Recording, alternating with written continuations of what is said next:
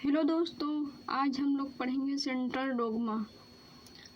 Central dogma को आनुवंशिकी के मूल सिद्धांत कहते हैं। चलिए, सेंट्रल डोग्मा पढ़ने से पहले हम कुछ आप लोग बता देते हैं। अगर आप लोग डीएनए, आरएनए और आरएनए का टाइप्स, डीएनए का डुप्लीकेशन और अमीनो एसिड लर्न करने का ट्रिक्स, अगर ये सब आप लोगों ने नहीं पढ़ा है तो ज़रूर जाके हमारे वीडियो को देखिए।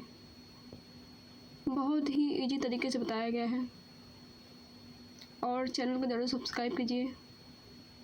चलिए स्टार्ट करते हैं। डीएनए से प्रोटीन निर्माण की प्रक्रिया को सेंट्रल डोग्मा कहते हैं।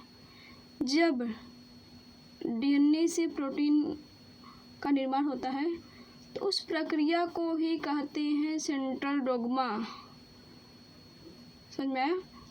इसको जो है 1958 में क्रिक ने बताया था कि सेंट्रल डोग्मा जो है डीएनए से प्रोटीन निर्माण की प्रक्रिया को कहते हैं सेंट्रल डोग्मा। चलिए देखते हैं स्ट्रक्चर के माध्यम से। ये है डीएनए और डीएनए से देखिए प्रोटीन का निर्माण हो रहा है। डीएनए से प्रोटीन का निर्माण हो रहा है, इस प्रक्रिया को कहते हैं सेंट्रल डोग्मा।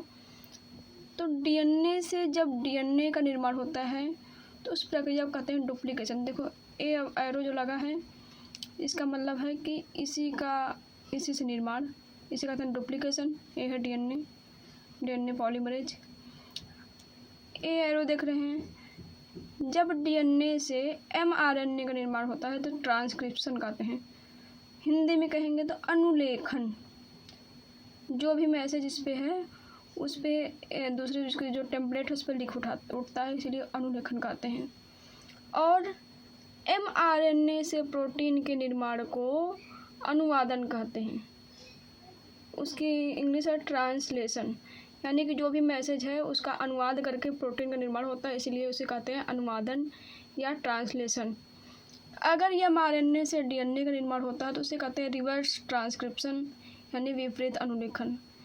इसी प्रक्रिया को, यानी डीएनए से प्रोटीन के निर्माण की पूरी प्रक्रिया को कहते हैं सेंट्रल डोग्मा। वीडियो को लाइक कीजिए, कमेंट कीजिए, चैनल को सब्सक्राइब कीजिए।